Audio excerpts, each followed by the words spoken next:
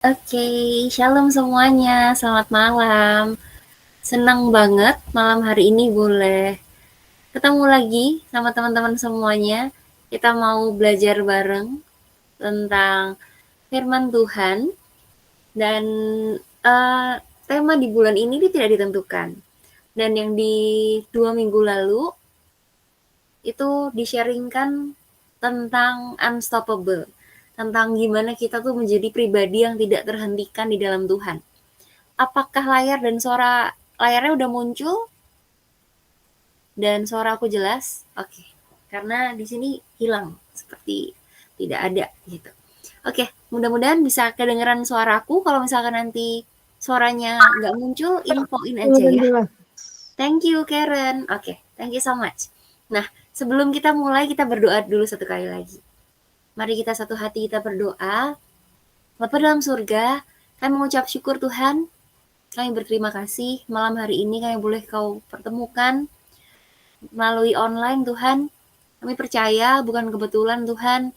Kami percaya hanya karena kuasa dan kebaikan-Mu, kasih karunia-Mu yang membuat kami boleh beroleh setiap anugerah. Kami boleh punya waktu untuk belajar tentang kebenaran-Mu, dan biarkan kami menjadi pelaku firman-Mu Tuhan.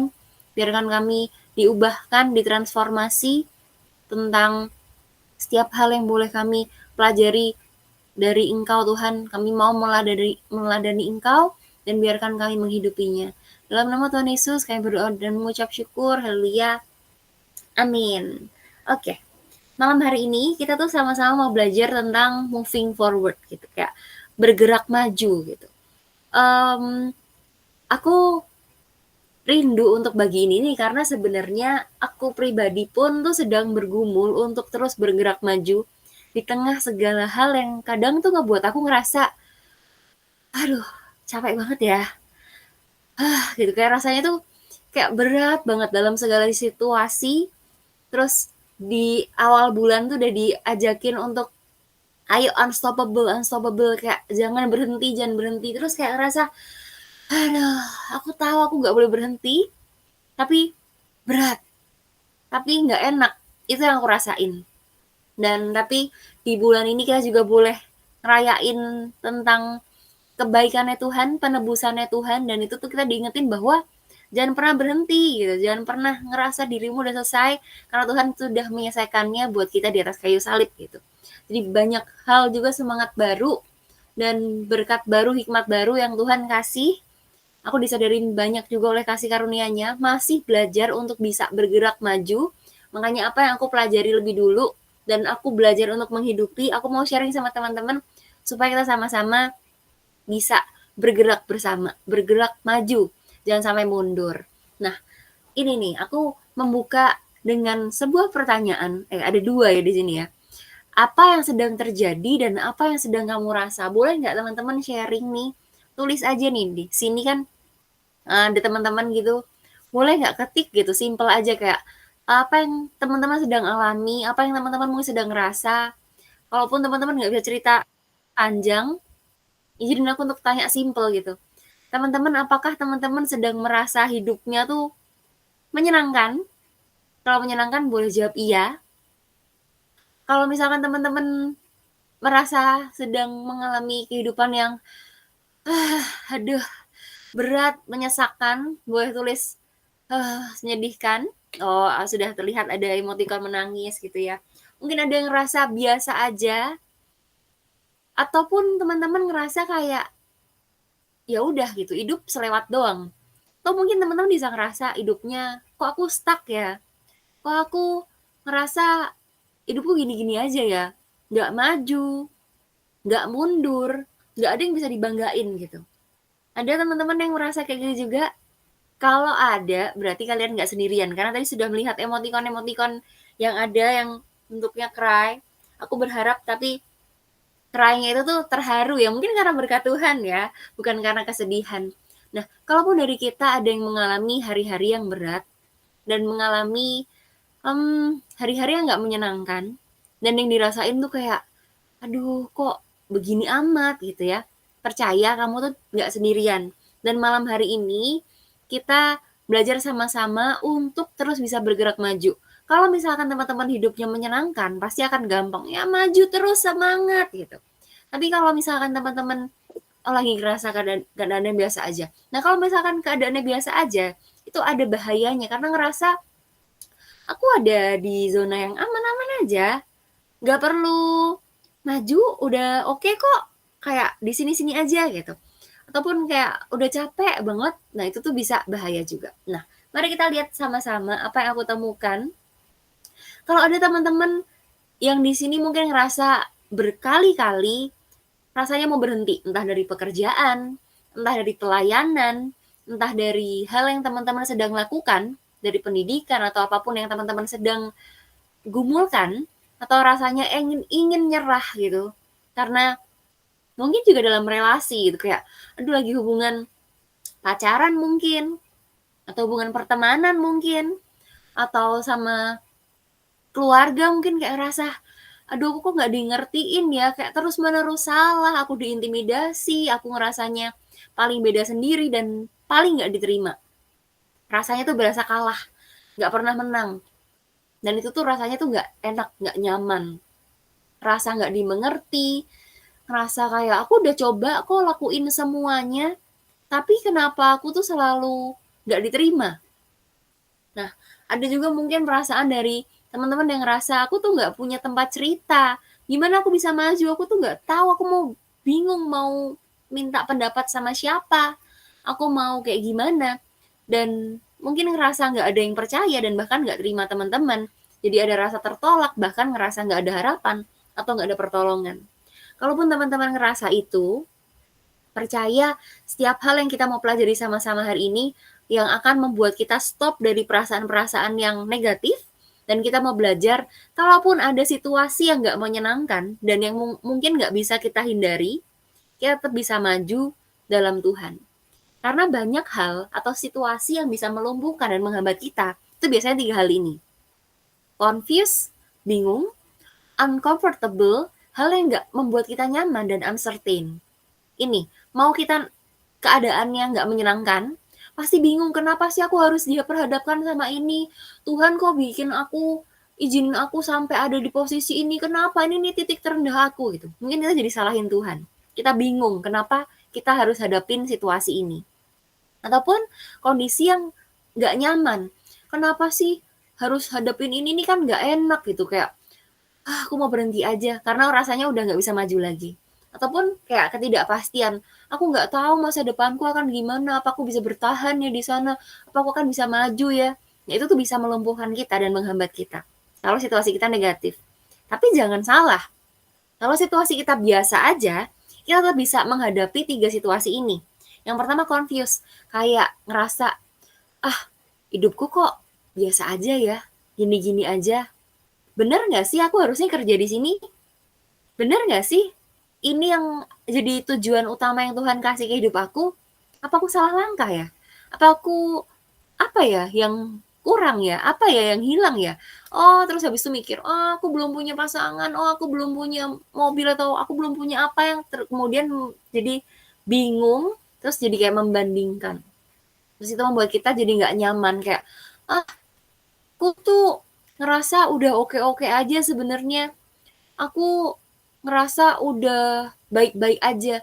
Nah, keadaan yang kita ngerasa biasa itu baik-baik aja, itu juga bisa kalau kita nggak berhati-hati, itu bisa melumpuhkan kita. Karena waktu kita berpikir kayak, "Oh, aku harusnya punya challenge nih untuk mau maju, aku harus menghadapi tantangan supaya hidupku nggak gini-gini aja." Tapi waktu teman-teman ada ketakutan, ada kebingungan waktu mau melangkah maju, itu di situasi, "Ah, aku nanti kalau masuk ke satu hal yang baru, nanti nggak nyaman, aku nggak mau kalau aku nggak nyaman." Nah, uncomfortable ini juga bisa berbahaya, yang melumpuhkan kita dan menghambat kita dari satu kemajuan. Ataupun di situasi yang positif juga kayak ngerasa, "Ah, aku kok nggak yakin ya, bener nggak ya keputusanku kalau aku jawab pilihnya A? Atau aku bener nggak ya keputusannya pilih yang B?" Padahal situasinya nggak ada yang negatif. Cuman memutuskan pilihan apa yang mau dilakukan.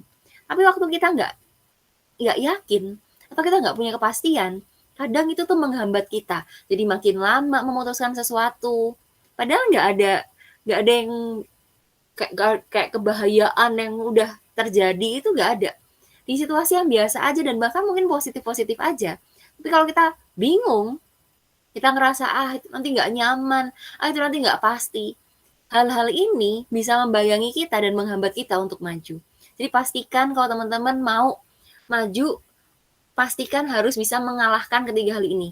Kebingungan kita semua, ketidaknyamanan kita, dan juga ketidakpastian kehidupan. Dan ini yang sebenarnya bisa menantang kita ke situasi yang berikutnya. Apapun yang terjadi, mau goncangan atau sesuatu yang meletup atau breakingnya dari keadaan yang terpecah itu, bisa membuat kita menuju pada dua hal. Yang pertama, kita mau stuck, ya udah di situ aja. Atau stop, nggak bisa nih, nyerah aja lah, berhenti aja, quit aja. Atau bergerak maju, moving forward. Dan hari ini, sama-sama kita mau belajar untuk nggak menyerah sama keadaan, nggak kalah, karena kita tahu bahwa kita sudah dimenangkan Tuhan, dan Tuhan sendiri di atas kayu salib, Tuhan sudah bilang, sudah selesai. Semuanya tuh udah diselesaiin, udah dibayar lunas, dibayar mahal sama Tuhan, untuk kita bisa menang, dan kita tuh sudah dijadikan lebih dari pemenang. Jadi kayak, kalau teman-teman nggak maju, dengan segala hal yang teman-teman udah punya, akan sangat amat disayangkan. Dan begitu pun tuh aku kayak mengatakan pada diriku, nggak perlu takut loh, kayak apa yang kamu takutin gitu, apa yang membuatmu tuh terus berhenti, terus nggak bergerak gitu, apa yang membuatmu tuh tertahan di situasi ini gitu. Nah setelah aku pelajari, aku benar-benar terberkati dari perikop ini. Aku belajar dari pribadi yang benar-benar kuat. Ini nih rasul yang sebenarnya kalau teman-teman tahu, dulu tuh mengalami proses yang panjang. Ini nih Paulus itu kan dari seorang Saulus yang menjadi penyiksanya Tuhan sama murid-muridnya, terus diubahkan, dan dia akhirnya Tuhan panggil untuk menjadi pemberita firman. Dan dia gak mengalami hal-hal yang cuma menyenangkan, tapi juga situasi yang tidak mengenakan. Karena dia juga di penjara. Dia itu harus menanggung konsekuensi yang besar juga atas imannya. Di Filipi 1 ayat 12-22 kita mau belajar sama-sama dari Paulus. Kesaksian Paulus dalam penjara. Filipi 1 ayat 12-13 dikatakan demikian. Aku menghendaki saudara-saudara supaya kamu tahu bahwa apa yang terjadi atasku ini justru telah menyebabkan kemajuan Injil. Luar biasa, di sini kita tahu bahwa situasi yang Paulus alami itu tuh dia disebut nih ya, judulnya kan kesaksian Paulus dalam penjara. Paulus ini menghadapi situasi yang kayak dipenjarakan nih, ada batasan, ada hal yang mungkin membentengi dia untuk bisa bergerak dengan leluasa, ada hal-hal yang mungkin bisa membuat dia stop, kayak nggak bisa bergerak atau nggak bisa punya kebebasan untuk melakukan apa yang dia mau. Tapi di ayat 12 ini, di sini aku kayak waktu membaca di satu ayat ini aja, aku tuh ngerasa nggak ada loh yang bisa memenjarakan kita kalau kita punya pikiran yang benar, punya perspektif yang benar. Sekalipun mungkin tubuh kita di penjara, sekalipun mungkin kita punya keterbatasan fisik atau keterbatasan sesuatu. Tapi kalau kita punya perspektif yang benar, yang Tuhan izinkan kita punya, itu tetap membuat kita bisa bebas dan bisa maju. Karena di sini dia bilang, apa yang terjadi atasku ini justru telah menyebabkan kemajuan Injil. Jadi dia nggak membuat dirinya ngerasa kalah, ngerasa ciut, nggak ngerasa terpenjara, tapi dia ngerasa ini semua diizinkan justru malah menyebabkan kemajuan Injil. Dan di ayat 13 dikatakan demikian, sehingga telah jelas bagi seluruh istana dan semua orang lain bahwa aku dipenjarakan karena Kristus. Dia malah kayak bisa bangga.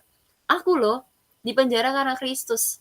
Ada hal yang dia bisa proud of gitu. Ada hal yang bisa kayak ngerasa, nggak apa-apa loh, aku dipenjara, tapi aku dipenjara karena Kristus gitu. Ada hal yang membuat dia tuh kayak rela menanggung satu akibat yang besar, dan ya dia tahu situasi sama konsekuensinya nggak enak.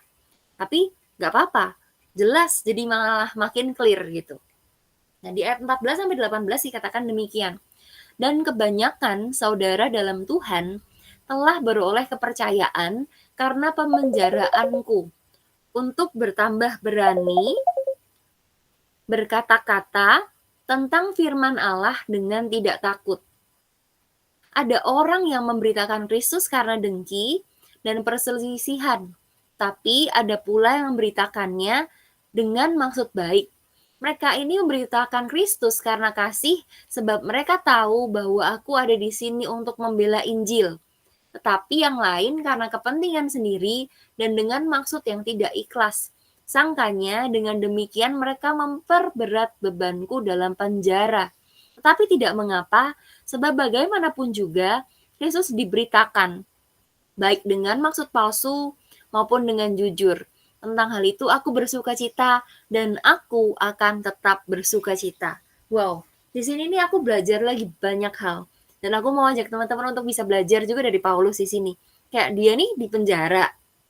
Terus tuh dalam pembenjaraannya, dia tuh justru makin bertambah berani berkata-kata tentang firman Allah. Dia tuh makin gak takut. Waktu dia ngerasa di situasi yang gak enak, dia ngerasa di situasi yang negatif, yang dipenjarakan, yang dibatasi kayak kebebasannya, dia justru malah bertambah berani, kayak makin maju nih, makin gak ada yang bisa membatasi dia, dan dia tuh makin gak takut. Dan dia bilang kayak, aku tuh gak makin berat kok, bebanku gak masalah gitu. Mau orang beritain Tuhan karena apa, gak apa-apa gitu, kayak orang lain mungkin bisa bebas beritain Tuhan, orang lain mungkin bisa dapetin A, dapetin B, dia nggak terganggu dengan itu. Dan dia ngerasa kayak, ya apapun yang jadi panggilan orang lain atau yang orang lain dapatkan itu nggak membuat dia itu jadi ciut, kayak ngerasa kenapa kok dia dapetin ini, kenapa kok aku harus mengalami situasi yang demikian. Kan dia motifnya nggak baik, kan orang itu kan nggak ikut Tuhan atau apa. Mungkin kita sering lakukan itu loh. Kayak karena tanpa sadar kita membandingkan diri sama orang lain, "Ah, aku Tuhan, aku kan udah pelayanan. Kenapa situasiku begini-begini aja? Kenapa dia enak banget, dia punya kerjaan yang bagus, dia punya pacar, terus dia udah mau nikah, dia berkatnya banyak, dia keluarganya harmonis." Kayak kita bisa membandingkan dengan segala situasi yang kayak ngerasa, "Aduh aku tuh paling terpenjara, aku paling jadi korban, tapi dia enak," gitu. Tapi Paulus nih bilang gini kayak, "Nggak apa-apa, nggak masalah, dia mau gimana, mereka ini mau beritain Tuhan karena apa, dan aku di sini dengan begini, ya nggak apa-apa. Dengan yang lain motifnya apa, kayak nggak apa-apa. Yang lain mau dengan kepentingan sendiri atau maksudnya nggak ikhlas kayak mau ikhlas kayak, nggak apa-apa, aku nggak akan terbeban." Terus dia yang luar biasa dia bilang gini ya, "Tentang hal itu aku bersuka cita dan aku akan tetap bersuka cita." Kayak Paulus itu di situasinya nggak menyenangkan, tapi di situasinya itu juga dia bisa bilang bahwa tentang apapun, tentang hal yang dia hadapi atau yang dia temui, dia akan tetap bersuka cita. Nah, terus habis itu dia di ayat 19 sampai 22 kita bisa baca sama-sama. Di ayat 19 dikatakan, "Karena aku tahu bahwa kesudahan semuanya ini ialah keselamatanku oleh doamu dan pertolongan Roh Yesus Kristus." Dia bisa lihat perspektif yang di ujungnya. Kalau kita mungkin kayak ngerasa, aku stuck di sini, karena mungkin kita belum bisa lihat tujuan atau goal akhirnya. Dan itu yang membuat kita tuh jadi kayak terhenti. Karena kita kayak kurang motivasi gitu. Nah, Paulus bisa benar-benar berani maju. Ya dia bisa benar-benar moving forward karena dia bilang gini, "Aku tahu bahwa kesudahan semuanya ini ialah keselamatanku oleh doamu dan pertolongan Roh Yesus Kristus." Jadi dia nggak peduli sama apa yang ada di dalam kehidupannya saat ini, apa yang orang lain miliki, apa yang orang lain alami, apa yang orang lain dapatkan, mau orang lain baik kayak, mau orang lain nggak baik kayak. Tapi yang aku tahu setelah semua ini selesai, aku tuh akan selamat. Aku selamat oleh karena doamu dan pertolongan Roh Yesus Kristus. Jadi dia tuh bisa saya yakin itu. Dia bisa benar-benar sepercaya itu. Dia tahu bahwa Tuhan berdaulat dan memiliki semua dan dia akan dimenangkan. Dan di ayat 20 dikatakan, "Sebab yang sangat kurindu dan kuharapkan ialah bahwa aku dalam segala hal tidak akan beroleh malu, melainkan seperti sedia kala, demikian pun sekarang Kristus dengan nyata dimuliakan di dalam tubuhku, baik oleh hidupku maupun oleh matiku. Paulus sih benar-benar luar biasa ya. Hal yang dirindukan sama yang diharapin adalah dia tuh dalam situasi apapun, dia percaya gak akan malu. Mau dia di penjara, kayak mau dia dihina-hina, kayak mau dia kerasa di penjara tuh mungkin bisa dikucilin, kayak mau dibatasin kayak ruang geraknya, dia nggak bisa bebas keliling-keliling, kayak dia nggak merasa itu hal yang membuat dia jadi ciut nyalinya, dan dia malah bilang kayak, Kristus akan dimuliakan di dalam tubuhku, baik oleh hidupku maupun oleh matiku. Jadi dia kayak bisa ngerasa, aku itu dipilih Tuhan. Aku itu benar-benar boleh mengalami ini semua. Aku mau maju, aku mau terus beritain Tuhan, dan Tuhan akan dimuliakan. Aku nggak akan dipermalukan, dan Tuhan nggak akan dipermalukan oleh kesaksianku. Kayak seluar biasa itu. Jadi hal yang membuat dia harusnya mungkin orang-orang tuh memenjarakan dia supaya dia makin takut, dia berhenti, dia bingung, dia ngerasa nggak punya harapan, dia bisa mikir dia nggak punya kepastian kehidupan, tapi justru dia ngerasa kayak, wah luar biasa ya, kehidupanku nih ujungnya adalah keselamatan dari Tuhan, dan Tuhan pasti akan dimuliakan. Mau aku hidup kek, mau aku dalam penjara kek, mau aku udah mati pun, aku akan tetap membawa kemuliaan buat Tuhan. Kayak seluar biasa itu loh, Paulus tuh punya hal yang keyakinan dan iman yang besar. Dan di ayat 21, ini yang jadi ayat, mungkin jadi ayat hafalan buat kita semua ya. Karena bagiku hidup adalah Kristus dan mati adalah keuntungan.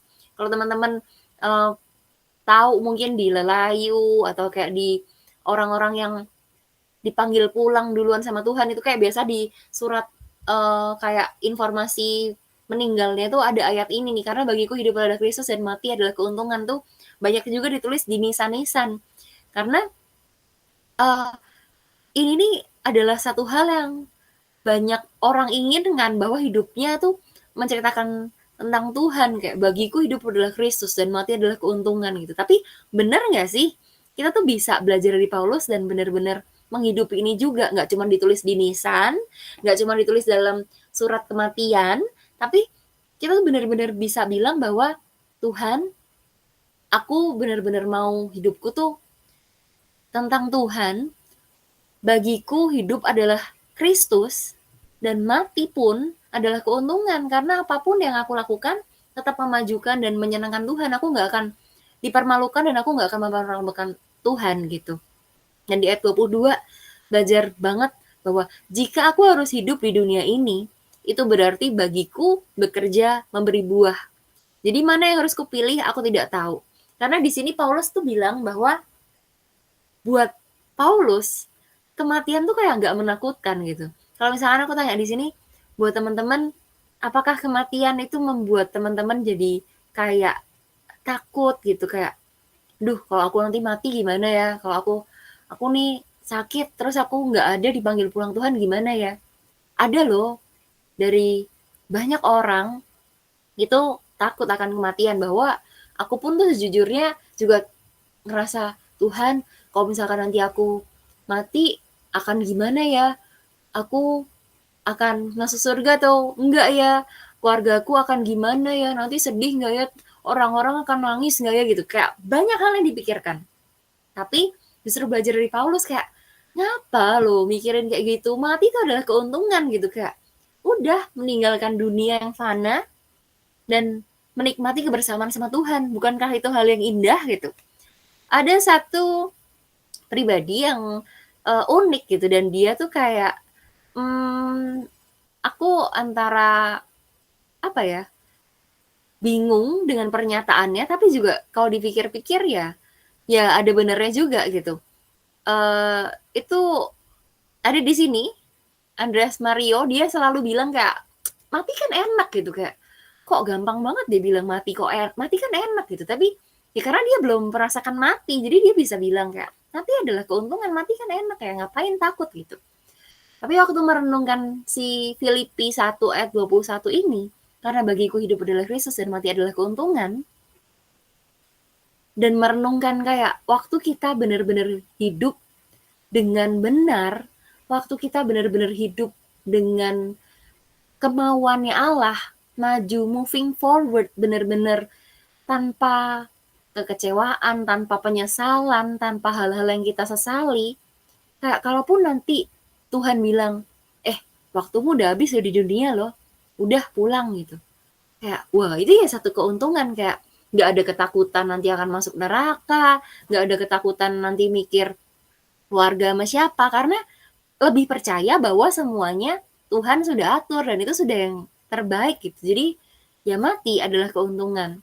Nah, tapi apapun bentuknya, kayak kita mesti benar-benar hidup maju dulu. Jangan sampai kita hidupnya setengah-setengah terus kayak nanti mati juga untung. Nggak kayak gitu. Itu nanti yang ada malah ya buntung gitu. Nggak bisa bilang mati adalah keuntungan, orang kita aja nggak hidup bagi Kristus, hidupnya banyak bagi dosa.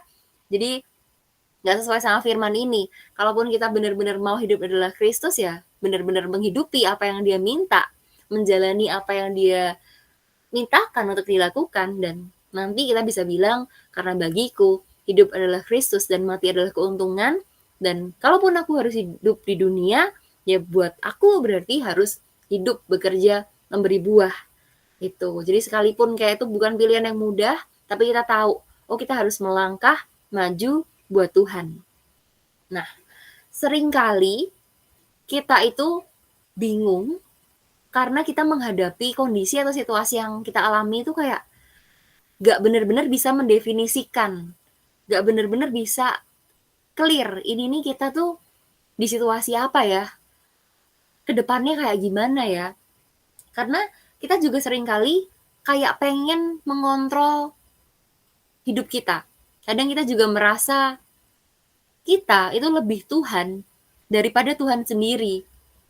Kita tuh kayak bilang bahwa, Tuhan, aku tuh mau maju, aku tuh mau menang gitu. Tapi kita tuh seringkali ngatur Tuhan harus melakukan apa yang kita mau, apa yang kita kehendaki, dan kita tuh lupa bahwa sebenarnya di atas semua ini Tuhan yang pegang kendali atas hidup kita. Kita tuh bisa bilang kayak dengan mulut kita kayak gampang gitu, oh Tuhan kok yang megang kendali. Tapi gak benar-benar mengizinkan Tuhan berdaulat. Kayak kita seringkali lupa bahwa memang Tuhan, God is always in control. But He doesn't always take control. Jadi Tuhan itu sebenarnya memang memegang kendali. Tapi dia kasih loh kehendak bebas sama kita. Untuk kita bisa melakukan apa yang kita inginkan. Karena Tuhan gak mau kita jadi robot. Bahkan kita tuh dalam kemahakuasaannya Tuhan yang sebegitu rupanya, kita udah menerima kasih karunia, diselamatkan dan dibebaskan, kita pun gak dipaksa loh ikut Tuhan. Kita pun gak dipaksa untuk menyembah Tuhan. Jadi kayak seluar biasa itu loh Tuhan. Seluar biasa itu loh kayak kasihnya, kuasanya. Dan gak benar-benar diposisiin, oh harus ikut aku, harus ikut Tuhan, aku kan udah menebus kamu, gak kayak gitu. Tapi justru seringkali kita tuh kejebak dalam situasi yang membuat kita tuh jadi keenakan dan ngerasa oh kita hidup aman-aman aja, kita hidup baik-baik aja, jadi kayak ya udahlah, nggak usah maju, ya udahlah, ini udah yang paling baik yang pernah bisa dilakukan, dan kita kadang merasa kita lebih Tuhan daripada Tuhan. Nah, Amsal 19 ayat 21 dikatakan, banyaklah rancangan di hati manusia, tetapi keputusan Tuhanlah yang terlaksana. Ayat ini benar, tapi seringkali dalam kehidupan kita tuh kita jadi salah, karena kita memaknainya dengan salah. Kayak kita bilang, Tuhan, rancangannya manusia tuh banyak, tapi keputusan Tuhan yang terlaksana. Tapi kenapa kok nggak sama apa yang aku mau? Jadi kayak kita marah, kita kecewa, padahal harusnya emang keputusan Tuhan yang terlaksana, terus kita tuh tahu, oh bahagia, oh iya, ini loh yang terbaik yang Tuhan kasih. Ini loh yang terbaik yang Tuhan beri supaya kita tidak terpenjara. kita nggak masuk ke situasi yang salah, Tuhan yang menunjukkan kedaulatannya, dan Tuhan tuh membuat kita bisa merasakan penebusannya, pemulihannya, tujuan Tuhan yang sudah Tuhan tetapkan dari awal pembentukan atau penciptaan dunia, dan bisa menikmati janji-janji Tuhan yang banyak itu, waktu keputusan Tuhan yang terlaksana. Tapi seringkali waktu kita nerima dan kita cuman lihat dari matanya kita selalu bilang kayak, "Rancanganku tuh banyak, aku kan maunya ini, aku kan maunya itu, kenapa aku nggak dapetin, kenapa aku nggak begini, kenapa aku nggak begitu." Seringkali itu yang membuat kita jadi marah, kecewa, dan bahkan lari dari Tuhan. Dan waktu kita lari dari Tuhan, yang ada kita nggak akan pernah bisa maju. Karena yang ada waktu kita lari dari Tuhan, makin banyak kemunduran dari diri kita yang akan kita dapatkan. Karena kemenangan cuma ada di dalam Tuhan. Dan waktu kita lari dari Tuhan, yang ada cuma kekalahan demi kekalahan. Dan bukan kemenangan, bukan kemuliaan, tapi justru memalukan yang kita terima. Nah, untuk kita bisa moving forward, ada 3 hal yang di sini aku catat. Banyak sebenarnya, tapi inti besar yang aku pelajari akhir-akhir ini dan masih aku ini 3 aja tuh masih aku bergumul untuk bisa menghidupi. Yang pertama, know your why. Dari Paulus tadi kan dia bilang kan bahwa aku tahu aku di dunia ini aku hidup dipanggil Tuhan untuk bisa memberitakan, walaupun aku di penjara aku tetap berani gitu. Waktu Paulus benar-benar tahu why-nya apa di dunia, dia tuh makin semangat untuk melakukan apa yang menjadi panggilan hidupnya. Sama, kalau kita mau maju, kalau kita mau menang, kita harus pertama tuh perkuat why-nya kita apa. Apa yang menjadi tujuannya kita. Apa, mengapanya kita itu yang menjadi tujuan poinnya itu. Aku pernah dengar satu video ilustrasi dia bilang gini, Kak, bayangin teman-teman ada di sebuah danau. Terus danaunya itu tuh airnya dingin banget. Terus si orangnya tuh bilang gini, ini hawanya ini aja, dia tuh lagi pakai jaket tebel banget. Hawa itu mungkin kayak sekitar kayak di luar negeri itu -5 derajat Celcius gitu. Udah dingin banget. Terus dia bilang gini, "Mau nggak kamu buka semua mantolmu, semua jaketmu, terus kamu masuk tuh, loncat ke dalam danau." Terus orang-orang di sekitarnya cuman liatin dan kayak mungkin ngerasa, "Ini orang gila kali ya, udah tahu dingin banget disuruh nyemplung ke dalam danau," gitu. Ya nggak mau lah gitu. Terus orangnya tuh bilang gini, "Sekarang kamu mau nggak kalau misalkan kamu buka jaketmu, terus aku kasih kamu duit 1 miliar kalau kamu nyemplung," gitu. Terus mulai ada tuh yang mau, "Aku mau," gitu. Karena dia ngerasa, oh tujuannya adalah dapat uang 1 miliarnya itu. Jadi dia makin termotivasi untuk nyemplung ke danau. Nah, jadi hal yang sekecil itu perbedaannya cuman kayak berapa detik. Tapi dia tahu why-nya dia apa, kayak tujuannya dia, oh aku mau. Termotivasi karena dia tuh ada hal yang mau dia dapati. Oh, ada uang 1 M yang ditawarkan gitu. Nah, sama kayak Paulus itu tuh punya why-nya. Dia tahu upahnya dia adalah kemenangan atau kayak keselamatan dalam Tuhan gitu. Nah, kita punya nggak why-nya sebesar itu? Kita tahu nggak panggilan dalam hidup kita yang Tuhan tetapkan, purpose-nya kita apa? Jadi kita benar-benar mau untuk kejar Tuhan, mau untuk hidup berkemenangan karena why-nya kita tuh gede, sekuat itu gitu. Orang dunia aja tuh tahu dan bahkan ada kalau teman-teman pernah baca satu buku, Know Your Why. The one or the person who know your why can bear anyhow. Jadi waktu orang tahu why-nya dalam hidupnya apa, dia akan bisa menanggung semua atau bagaimanapun keadaan yang ada dalam kehidupannya. Itu Simon Sinek yang bukunya itu Know Your Why. Makanya kayak kalau kita benar-benar mau maju, kita harus tahu why-nya kita apa. Dan yang kedua, yang seringkali kita tuh terbatas, seringkali kita terhambat, seringkali kita stuck, seringkali kita down, seringkali kita hancur karena kita nggak punya identitas Kristus, identitas yang benar, pribadi Tuhan yang besar itu tuh nggak ada dalam kita.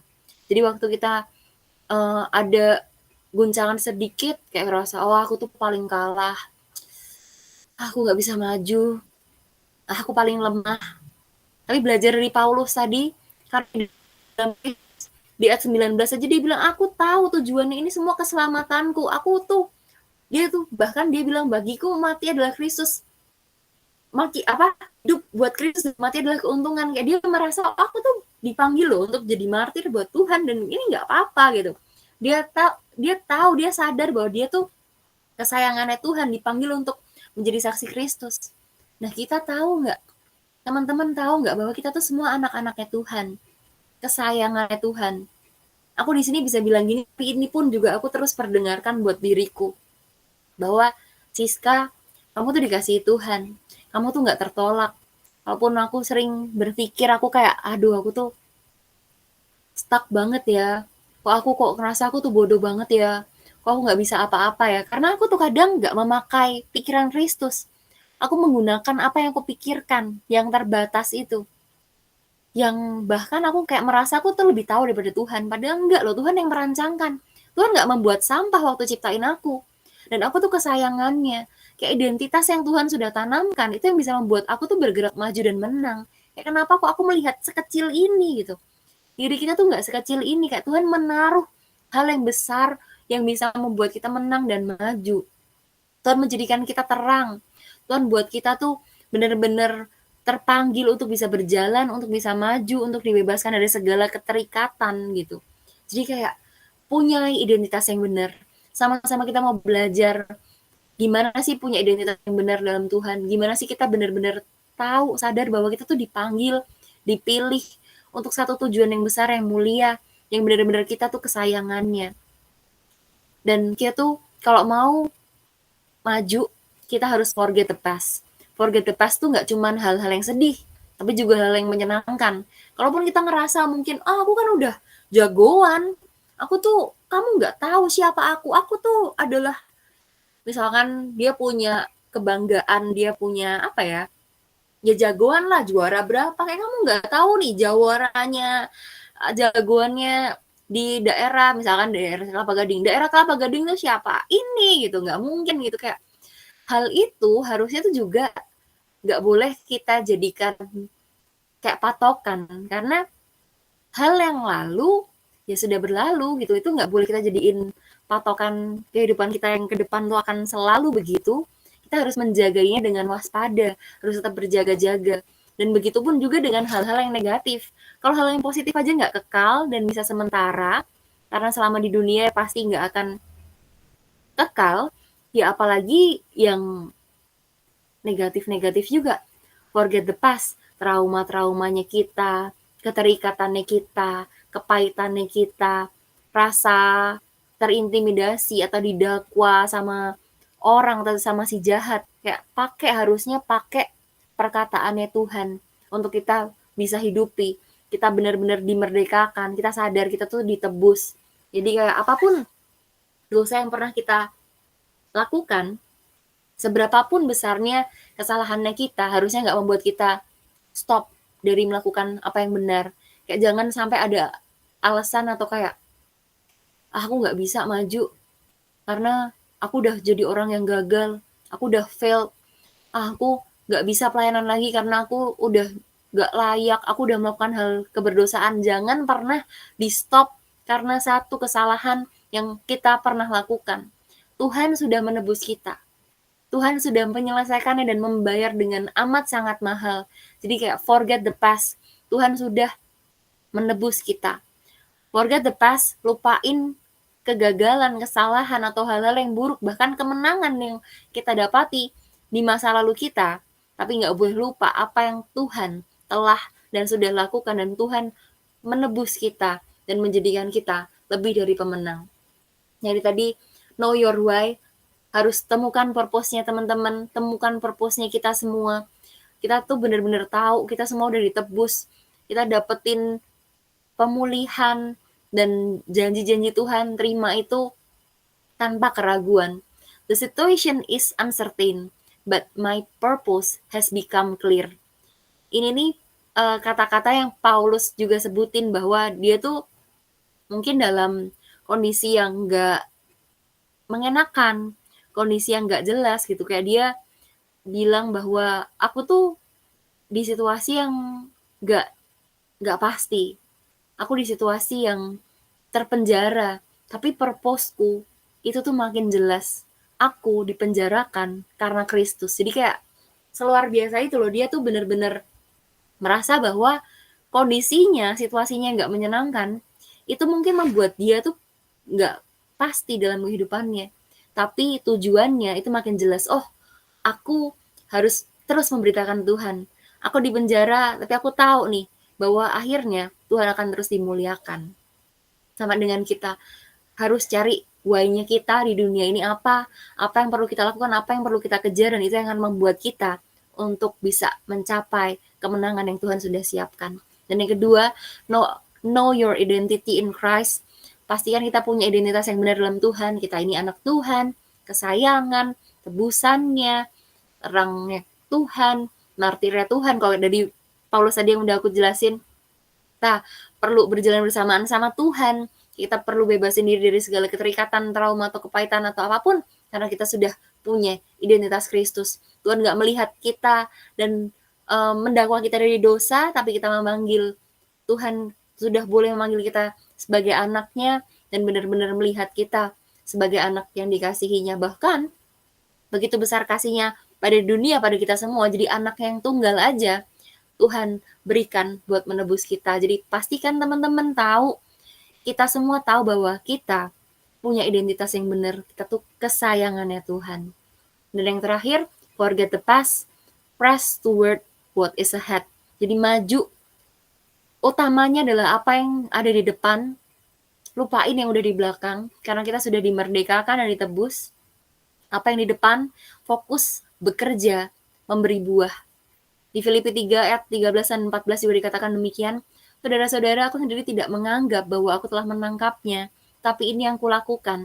Aku melupakan apa yang telah di belakangku dan mengarahkan diri kepada apa yang di hadapanku dan berlari-lari kepada tujuan untuk memperoleh hadiah, yaitu panggilan surgawi dari Allah dalam Yesus Kristus. Pastikan kita semua benar-benar tahu bahwa yang di belakang ya udah lewat. Harus arahin diri aja sama apa yang di depan, pada tujuan kita untuk memperoleh hadiah panggilan surgawi dari Allah, karena itu yang paling kekal, yang di dunia ini cuma sementara. Dan akhirnya 3 hal yang mungkin itu membentengi atau sering menjebak kita. Kalau kita identitasnya belum beres, pastikan cari lagi, who am I? Renungkan, refleksikan sama-sama. Siapa sih aku di dalam Tuhan? Bener nggak ya aku nih kesayangannya? Cari, baca firman, karena kebenaran hanya kita bisa temukan dalam Kristus. Nggak ada dalam perkataan manusia. Manusia bisa salah dalam berkata-kata, tapi kebenaran tentang kita yang ada dalam firman, yang sudah dituliskan dalam Alkitab, itu adalah kebenaran sejati yang akan memerdekakan kita. Jadi pastikan kita punya identity kalau kita mau maju dalam Tuhan. Identitas yang benar. Dan yang kedua, importance. Seringkali kita terjebak waktu kita nanya, aku tuh penting gak sih di dunia? Aku ada gak sih efek baiknya untuk bisa hidup? Ini yang seringkali menghambat kita. Tapi kita tadi udah belajar dari Paulus, know your importance. Ketahuilah bahwa kamu tuh berharga, kamu tuh benar-benar penting. Tuhan tuh melihat kamu, itu tuh penting untuk dijadikan mitranya, untuk boleh membagikan kasih karunia, untuk bisa membagikan Injilnya. Do I matters? Ya, kamu benar-benar berharga, kamu benar-benar Tuhan panggil. Tuhan itu seluar biasa, itu semaha kuasa, tapi mau pakai kita untuk jadi saluran berkatnya. Sepenting itu. Karena mungkin Tuhan mau pakai kita untuk menjangkau orang-orang yang di sekitar kita, dan Tuhan pilih kita untuk melakukan itu, bukan orang lain. Kalau Tuhan mau pakai batu, Tuhan mau pakai pohon, Tuhan mau pakai burung, Tuhan mau pakai apapun, bisa. Tapi Tuhan mau pakai kita. Jadi sepenting itu loh. That's the importance. Yang kedua, yang harus kita tahu dan kita paham supaya kita tuh bisa maju. Kita sepenting itu. Jadi ayo maju. Dan yang ketiga, impact-nya kita. What is my place in life? Aku tuh di dunia, di keluarga, di sekolah, di kantor, di situasi pelayanan, di gereja, ada impact-nya nggak ya? Ada tempatnya nggak ya? Aku ada dampaknya nggak ya, belajar dari Paulus tadi? Kalaupun kita belum bisa menjawab, tadi kan Paulus juga belakangnya dia bilang kayak, aku nggak tahu gitu. Tapi kayak, waktu kita fokus aja dalam hidup kita, yang penting bekerja, memberi buah. Pastikan apa yang kita punya terus bertumbuh, mau salah, jatuh, gagal, bangkit lagi. Coba berusaha, berdampak lagi. Lupain yang udah di belakang, terus berlari ke depan. Pastikan kita punya impact sekecil apapun. Itu berharga. Sekecil apapun, kita tuh tahu kayak kita kesayangannya, kita dapat kesempatan-kesempatan terus-menerus. Jadi know your identity, know your importance, sama kamu tetap bisa memberikan impact buat banyak orang. Aku berdoa kita semua benar-benar bisa beres, kita benar-benar bisa membereskan ini, 3I ini, identitinya kita tahu kita benar-benar penting, kita important, kita benar-benar tahu kita bisa berdampak, dan posisi kita itu bahkan dalam kehidupan itu ada di hatinya Tuhan. Dan pastikan kita benar-benar bisa menang dan maju. Aku mau ajak teman-teman untuk satu hati kita berdoa. Bapa dalam surga, terima kasih buat kebenaran-Mu malam hari ini.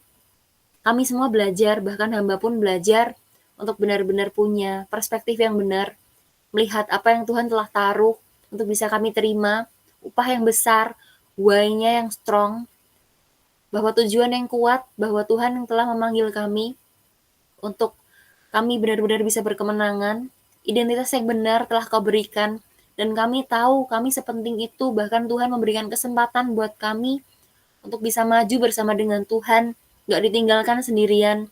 Kami bersyukur Tuhan, ampuni kami kalau kami masih mempertanyakan tentang Tuhan, kami masih mempertanyakan bahwa Tuhan benar-benar sayang gak sama kami, kami lupa kami dikasihi Tuhan sebegitu besar, kasih karuniamu besar begitu Kak.